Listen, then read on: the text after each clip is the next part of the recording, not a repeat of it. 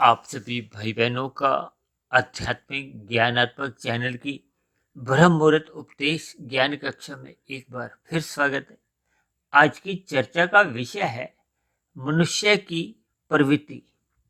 लेकिन इस प्रवृत्ति के साथ ही हमने नीचे देखे 3 अलग अलग स्थितियां लिखी हैं: छीनना, व्यापार और संस्कार।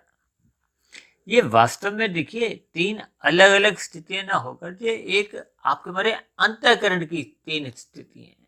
अंतःकरण का अभिप्राय होता है कि मन, बुद्धि, अहंकार की जो स्थितियां हैं, सूक्ष्म शरीर या कारण शरीर की जैसी जैसी एक स्थितियां हैं। अब संस्कारों का अभिप्राय देखिए एक सात्विक स्थिति से, इसलिए हमने संस्कार शब्द को सफेद रंग से दर्शाया, और जबकि व्यापार शब्द को हमने एक रंगीन रंग से दर्शाया है। और मनुष्य की प्रवृत्ति का भी एक रंग और व्यापार का रंग एक जैसा ही है, क्योंकि शास्त्रों में बार बार कहा गया है एक साधारण मनुष्य में जो एक प्रवृत्ति है वो राशि होती है। राशि का अभिप्राय देखिए, ये जो 5 भोग्य विषय हैं, गंध, रस, रूप, स्पर्श और शब्द, इन 5 भोग्य विषयों को भोगने की एक प्रवृत्ति एक साधारण मनुष्य में अक्सर देखी ही जाती है। और विशेष रूप से देखिए, जब तक मनुष्य सत्संग नहीं करता, शास्त्रों का अध्ययन नहीं करता, उसको आत्मबोध नहीं होता, परमात्मा को पाने की इच्छा नहीं होती, तब तक तो उसके जीवन में देखिए ये व्यापार की प्रवृत्ति। ये व्यापार का अभिप्राय क्या होता है? देखिए, जब हम कोई लेन देन करते हैं, अक्सर देखिए व्यापार शब्द को लोग एक बिजनेस से ही समझते हैं, जो कि व्यापार का एक मुख्य एक इंग्लिश का अर्थ माना जाता है। जबकि आपके हमारे व्यवहार में ये व्यापार शब्द इसलिए अधिक जुड़ा होता है क्योंकि सभी मनुष्य अपने हित को साधना चाहते हैं, यानी कि सभी मनुष्य सुख चाहते हैं। इसको व्यापार शब्द मैंने आज इसलिए लिया है क्योंकि सभी मनुष्यों के जीवन में अधिक से अधिक सुख पाने की एक प्रवृत्ति बनी होती है। और जब जब आपका हमारा रजोगुण सत्वगुण की लगाम से एक मर्यादा में रहता है, यानी कि हम अन्यों के साथ कोई हेरा फेरी, छीना झपटी, जब बिना किसी कोई लाग लपेट के कोई हेरा फेरी नहीं करते, यानी कि आपके हमारे व्यवहार में एक ईमानदारी बनी रहती है। तो मैं तो कभी कभी देखिए यहाँ तक भी बोल देता हूँ कि संसार में भी ये जितने भी जो रिश्ते भी हैं, भले ही हम इनको व्यापार का नाम तो नहीं देते, मन के स्तर पर होते हैं, लेकिन फिर भी कहीं ना कहीं हम सदा ही रिश्तों में भी ये व्यापार ही ढूंढते हैं। सुख की ही प्रवृत्ति बनी रहती है, और सुख की प्रवृत्ति बनने के साथ साथ जब ये सतोगुण की लगाम से नियंत्रण में नहीं रहती, यानी कि ये परमात्मा के दृष्टिकोण से, प्रकृति के दृष्टिकोण से जब इसमें मर्यादाएं समाप्त होने लगती हैं, तो फिर ये व्यापार ही देखिए एक छीनने की स्थिति में आ जाता है, यानी तामसी स्थिति, बुराइयां आने लगती हैं। तमोगुण की प्रधानता आने पे फिर आपका हमारा जो एक व्यवहार है उसमें एक कटुता आने लगती है, उसमें एक बुराइयां आने लगती हैं। इसीलिए तो देखिए मैंने व्यापार शब्द को एक रजोगुण से जोड़ा है, और छीनना शब्द को देखिए मैंने तमोगुण से जोड़ा है। अक्सर मनुष्य देखिए व्यापार में जब ईमानदारी से नीचे उतरते हुए हेरा फेरी पे आ जाता है, और कहीं कहीं तो देखिए आदमी चोरी तक भी कर जाता है, और चोरी का ही जो एक विकृत रूप है एक डकैती भी माना जाता है। और आजकल तो देखिए विभिन्न प्रकार के जो एक डिजिटल अपराध होने आरंभ हो गए। ये सभी स्थितियां देखिए तामसी हैं। तामसी का अभिप्राय क्या है? कि निषेध कर्म करना। शास्त्रों में देखिए बार बार मना किया गया है कि तमोगुण से बचो, बुराई से बचो, पाप कर्मों से बचो। इसीलिए मैंने इसको देखिए काले रंग से दर्शाया, यानी कि आपके हमारे व्यवहार में यदि व्यापार बना भी रहता है तो व्यापार बने रहने में कोई बुराई नहीं है, क्योंकि जब जब व्यापार में आपके हमारी एक सात्विक स्थिति बनी रहती है, यानी कि आपका हमारा व्यवहार कहो, रजोगुण कहो, जब तक ये सतोगुण की लगाम से एक नियंत्रण में रहता है, तो फिर इसमें किसी भी प्रकार की कोई बुराइयां नहीं आती। और जब जब मनुष्य के जीवन में देखिए ये व्यापार में एक ऊंचे स्तर पर एक प्रवृत्ति बनने लगती है। देखिए, प्रवृत्ति का अभिप्राय देखिए विचारों से है, आपके मंथन से है। जब आपके मन में जो जो उथेड़ बुन चलती रहती है, यानी कि आपके मन बुद्धि में जो संकल्प विकल्प उठते रहते हैं, वो सभी के सभी देखिए आपके हमारे अंतःकरण से प्रभावित होते हैं। अक्सर हम बार बार कहते रहते हैं ना, स्थूल शरीर, सूक्ष्म शरीर, कारण शरीर को समझो। अब कितने मनुष्य तो ऐसे हैं जिनको देखिए अपने कारण शरीर का बोध ही नहीं। ऐसे कितने मनुष्य जिन्होंने देखिए कारण शरीर का कभी नाम ही नहीं सुना। अब भले ही देखिए कारण शरीर का नाम सुना है या ज्ञान है, लेकिन आपके हमारे मन बुद्धि में जो बार बार फुरने उठते रहते हैं, ये फुरने बने हुए संस्कारों से उठते हैं। संस्कारों का अभिप्राय वैसे एक साधारण स्तर पर देखिए अच्छी स्थितियों से लिया जाता है, सात्विक स्थितियों से लिया जाता है। हालांकि बुरे संस्कार शब्द भी बोला जाता है, अच्छे संस्कार भी बोला जाता है, लेकिन जब जब हम केवल संस्कार कहते हैं तो संस्कार का अभिप्राय देखिए अच्छे से ही लिया जाता है। जैसे उदाहरण के लिए हम जन्मदिन कहते हैं। अब जन्म दिन में हुआ है या रात में हुआ है, उसका अभिप्राय जन्म से ही लिया जाता है, दिन से ही लिया जाता है, प्रकाश से ही लिया जाता है, ज्ञान से ही लिया जाता है। देखिए, कुछ बातें बिना कही आपको भी समझनी होती हैं। इसी से ही आपका हमारा ये संस्कार का अभिप्राय है। यानी कि जब हम अपने जीवन को एक मर्यादाओं में जीते हैं, शास्त्रों के अनुसार जीते हैं, धर्म का पालन करते हैं। अक्सर मनुष्य देखिए धर्म की स्थितियों में अपने आप को थोड़ा भटकाव की स्थिति में ले आता है। धर्म को वो एक विचारधारा से जोड़ देता है, एक संप्रदाय से जोड़ देता है। जबकि धर्म का अभिप्राय क्या है कि उस स्थिति विशेष से है, उस शैली विशेष से है, उस पद्धति विशेष से है, उन क्रियाकलापों से है जिससे हम स्वयं भी सुखी हों और अन्यों के लिए भी हम सुखद स्थितियां उत्पन्न करें। अन्यों के लिए हम कोई दुखद स्थितियां उत्पन्न नहीं करें। यदि हम अपने सुख को चाहते हैं तो हमें दूसरों के सुखों का भी ध्यान रखना होगा। इसलिए तो मैं देखिए धर्म की एक सरल परिभाषा अक्सर मैं यातायात के नियमों से जोड़कर समझाता रहता हूँ कि जब जब हरी बत्ती होती है, आप और हम अपने वाहन को आगे ले जाएं, लेकिन जब जब लाल बत्ती होती है, हमें अपने वाहन को वहीं रोकना चाहिए, ताकि अन्य वाहन चालकों को जिनके लिए हरी बत्ती होती है, वो अपने वाहन को सुचारू रूप से आगे ले जाएं, अपने मंजिल की ओर वो भी बढ़ने लगे। तो ये जो एक व्यवस्था है जिसमें सभी मनुष्यों का ही देखिए कल्याण छिपा है, सुख छिपा है, ऐसी व्यवस्था पर चलने मात्र को ही एक धर्म कहा जाता है।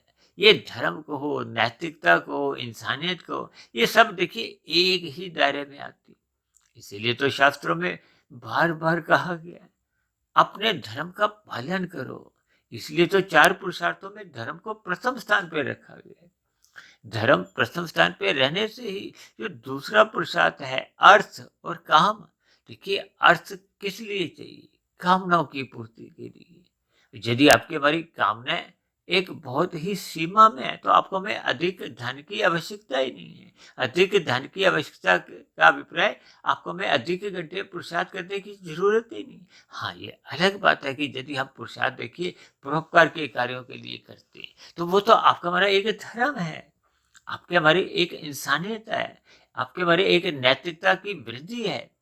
देखिए, इन सभी स्थितियों को जब हम एक क्रमबद्ध तरीके से अपने जीवन में ढालते जाते हैं, अपने स्वभाव को एक सात्विक बनाते जाते हैं, यही तो संस्कार है। देखिए, संस्कार शब्द का अभिप्राय एक सभ्यता से लिया जाता है।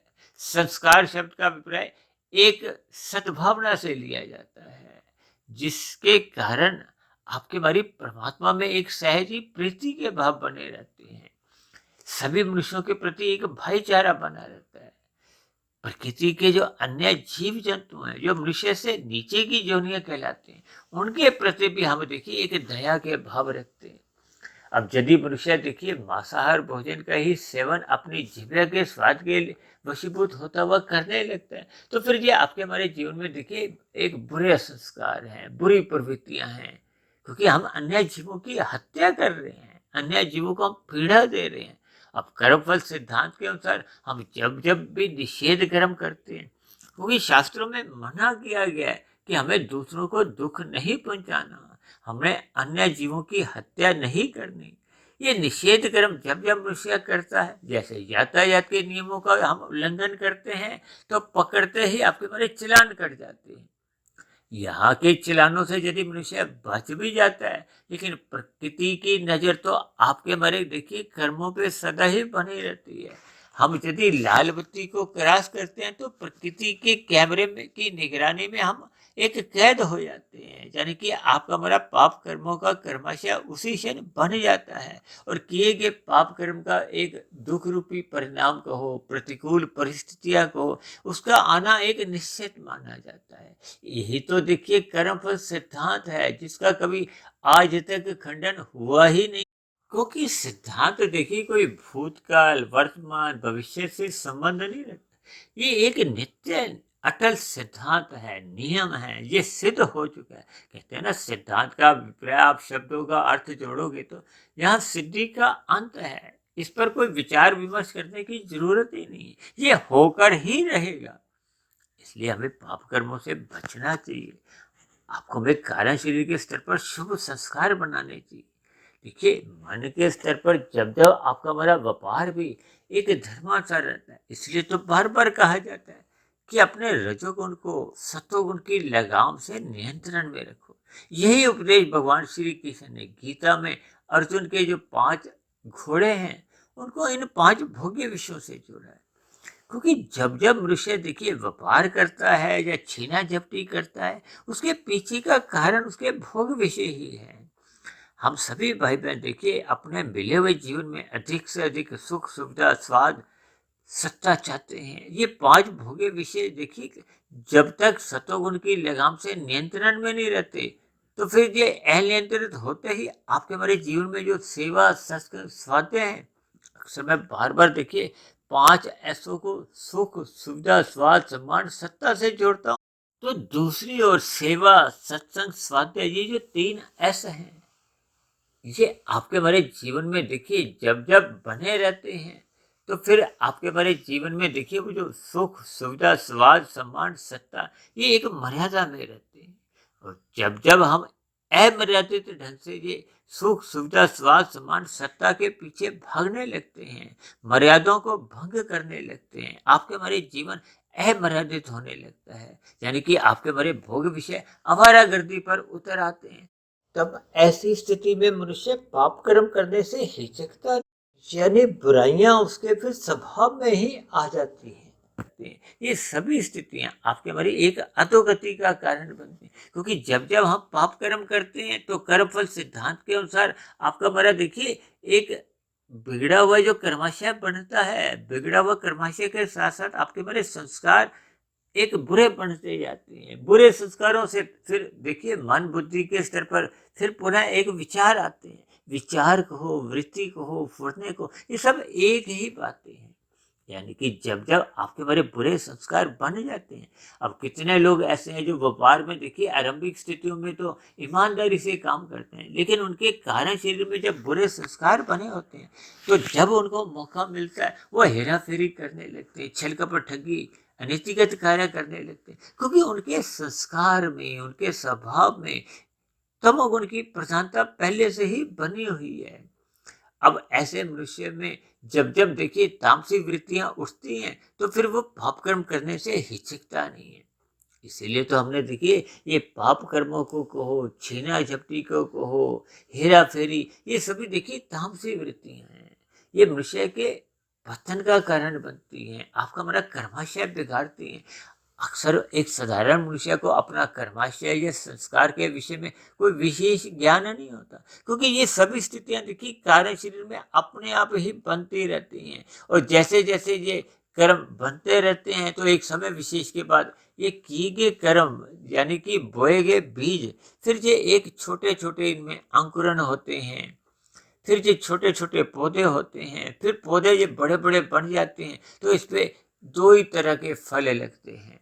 अच्छे काम किए होते हैं, पुण्य कर्म किए होते हैं, तो अनुकूल परिस्थिति के रूप में एक सुख रूपी फल लग जाए। और यदि हमने छीना झपटी, हेरा फेरी जैसी स्थितियां, यानी कि पाप कर्म किए थे, तो उस पर देखिए उस पेड़ पर कहो, वो दुख रूपी परिस्थितियां कहो, प्रतिकूल परिस्थितियां कहो, यानी कि दुख रूपी फल आना एक निश्चित है। इसीलिए तो शास्त्रों में देखिए पहले से ही हमें आगाह किया गया है, पहले से ही हमें आपको एक ज्ञान दिया गया है। देखिए शास्त्र तो आपके हमारे जीवन की एक कुंजी है, मार्गदर्शक है। आपके हमारे जीवन में जो दुखद स्थितियां आने वाली होती हैं उससे पहले ही आगाह किया जाता है कि पाप कर्म मत करो, पाप कर्म मत करो। जब भी मनुष्य पाप कर्म करता है तो उसके दुख रूपी परिणाम को हो, फल आना एक निश्चित है। ये प्रकृति का एक नियम है, सिद्धांत है। इसको हम बार बार अपनी चर्चाओं में देखिए समझाते रहते हैं। इसलिए तो शास्त्रों में देखिए एक छोटा सा सूत्र दिया गया है कि तमोगुण की निंदा करो, यानी कि जहां कहीं भी आप बुराई देखो उसकी आप निंदा करो, उसका विरोध करो। और रजोगुण के प्रति उदासीन रहो। उदासीन का अभिप्राय केवल इतना ही है कि हमने अपने संसार के जो विषय भोग हैं इनको मात्र एक अपनी अवस्था अनुसार संग करना है, ग्रहण करना है। यानी कि हमें अपने मिले हुए जीवन में ये जो 5 भोग विषय हैं इनको एक मर्यादा तक, अपने स्थूल की अवस्था तक ही हमें ग्रहण करना चाहिए। इसीलिए तो कहा गया कि इन रजोगुण के प्रति या विषय भोगों के प्रति एक उदासीन रहो। उदासीन का अभिप्राय ये भी नहीं है कि हमने इनका देखिए संग नहीं करना, केवल अपनी अवस्थाओं तक। क्योंकि आपका हमारा स्थूल शरीर है, भले ही स्थूल शरीर भी देखिए शास्त्रों में तो तामसी कहा गया है। ये जो 5 भोग विषय हैं, गंध, रस, रूप, स्पर्श और शब्द, इनको भी तामसी कहा गया है। इन 5 भोग विषयों के कारण ही आपके हमारे स्थूल शरीर का निर्माण होता है। इसलिए ये स्थूल भूत पृथ्वी, जल, अग्नि, वायु, आकाश, ये एक तामसी माने गए। इन सभी स्थितियों को हमें ध्यान पूर्वक समझना होगा। यानी कि अपने स्थूल शरीर की अवस्थाओं की पूर्ति करने के लिए हम जो पुरुषार्थ करते हैं वो धर्म की 4 दीवारी में रहते हुए करना चाहिए। अपनी भोग इच्छाओं को एक सीमा में रखना होगा, एक अवस्था तक उनको एक मर्यादा में रखना होता है। और ये सभी स्थितियां तभी आपके हमारे जीवन में एक क्रमबद्ध तरीके से एक मर्यादा में रहती हैं, एक अनुशासन में रहती है।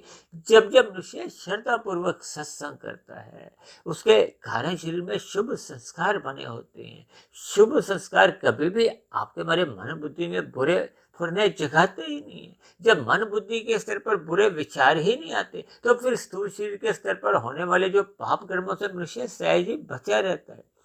इसलिए तो बार बार कहा जाता है सत्वगुण की प्रशंसा करो। सत्वगुण की प्रशंसा करते करते हम परमात्मा से जुड़ने लगते हैं, परमात्मा की स्मृति सहज ही बनी रहती है।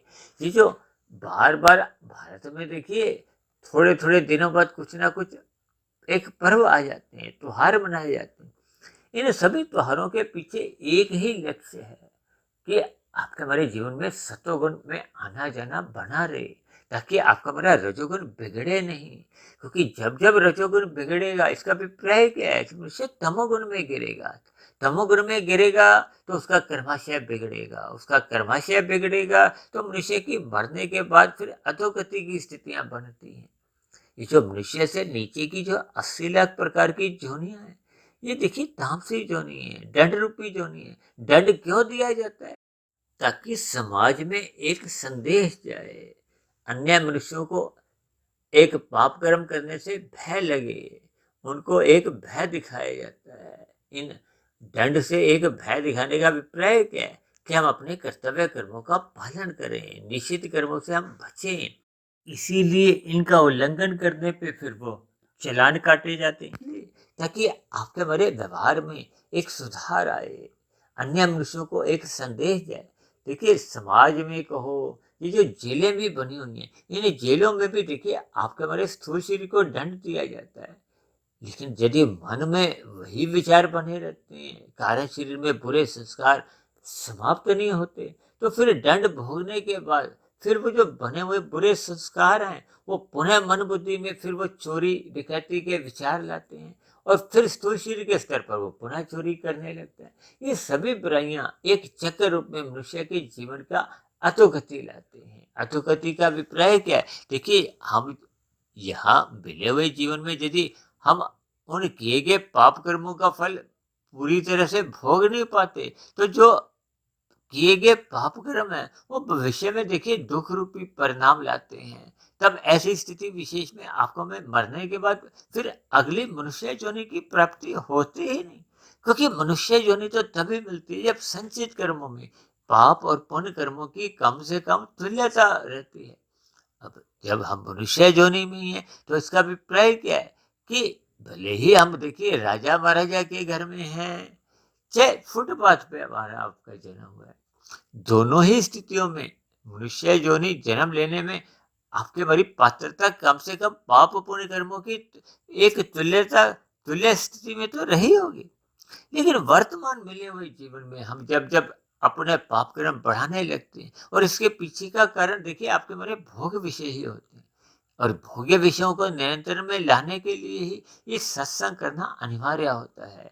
इसलिए तो बार बार कहा जाता है श्रद्धा पूर्वक सत्संग करो। यदि हम सत्संग बेमन से करते हैं तो फिर आपके बारे ये जो कर्म कांड है ये भी लोभ या भय से ही होते हुए दिखाई देते हैं।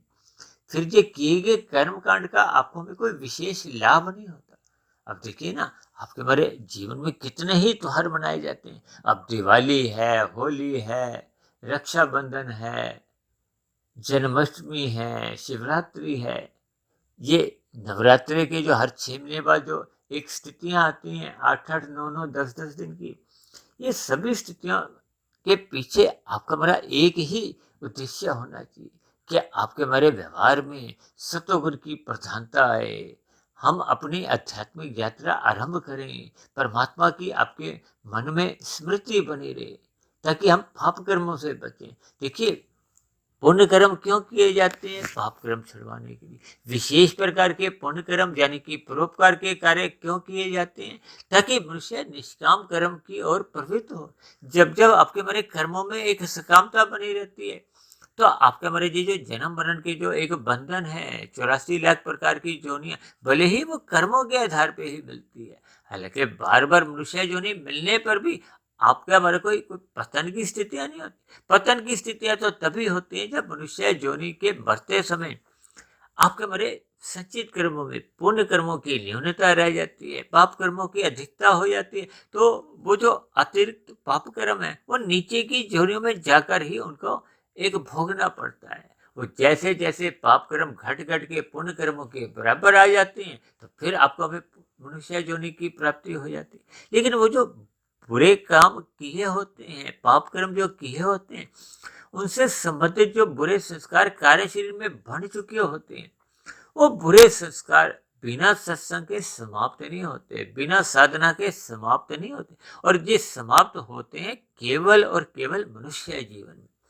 इसलिए हम सभी भाई बहनों को अपने मिले हुए जीवन में रजोगुण को सतोगुण की लगाम से नियंत्रण में रखना होगा, ताकि हम पाप कर्मों से बचें, और मनुष्य की मरने के बाद की जो अधोगति की स्थितियां हैं उनसे हम अवश्य ही अपनी एक दूरी बनाएं, उनसे हम बचें, और मिले हुए जीवन के अवसर का जहाँ तक हम लाभ उठा सकते हैं हमें लाभ कमाना चाहिए। हमें ब्रह्म मुहूर्त में उठना होगा, रात को जल्दी सोना होगा, ताकि आपके बड़े कारण शरीर में जो पहले के बुरे संस्कार हैं वो क्रमशः कमजोर हों, दग्ध बीज हों। क्योंकि जैसे जैसे बुरे संस्कार दग्ध बीज हो जाते हैं तो फिर मन बुद्धि में बुरे विचार नहीं आते, और यदि बुरे विचार आ रहे हैं तो इसका अभिप्राय यही लेना होगा कि अभी बुरे संस्कार कारण शरीर में बने हुए हैं। वो बुरे संस्कार जब तक समाप्त नहीं होंगे तब तक आपके हमारे जीवन में देखिए आध्यात्मिक उन्नति होने की एक गति नहीं आती, एक संभावना नहीं बनती। इसलिए हम सभी भाई बहनों को अपने मिले हुए जीवन के उद्देश्य को समझना होगा। हमें शुद्ध कमाई करने के लिए साधना करनी होगी। साधना करने के लिए हमें देखिए आरंभिक स्थितियों में श्रद्धा पूर्वक निरंतर सत्संग करते रहना होगा, किए गए सत्संग पर मनन करना होगा। मनन इसलिए करना आवश्यक होता है ताकि कारण शरीर में शुभ संस्कार बनने लगे, आपका हमारा स्वभाव सुधरने लगे। तो ऐसी सभी शुभ स्थितियां आपके हमारे जीवन में भी बनने लगी, ताकि आपके हमारे जीवन में आध्यात्मिक उन्नति करना ही एक मन की एक प्रवृत्ति बन जाए, मन का एक लक्ष्य बन जाए। ताकि मिला हुआ जीवन सफल होने लगे, सार्थक होने लगे और ये जो जन्म मरण का जो एक बंधन है वो जल्द से जल्द समाप्त हो जाए। यदि ये मिले हुए जीवन में समाप्त नहीं भी होता तो कम से कम मनुष्य को अधोगति से बचना चाहिए। बार बार मनुष्य जोनि पाकर हम अपनी आध्यात्मिक उन्नति को एक गति दे सकते हैं। तो ऐसी निरंतर गति बनाए रखने के लिए हमें निरंतर श्रद्धापूर्वक सत्संग करते रहना होगा। तो ऐसी सभी शुभ स्थितियाँ आप सभी भाई बहनों के जीवन में भी बनती जाएं। इसके लिए मेरी ओर से आप सभी भाई बहनों को बहुत बहुत शुभकामनाएं। इन्हीं शब्दों के साथ चर्चा विशेष को यही विश्राम देते हैं।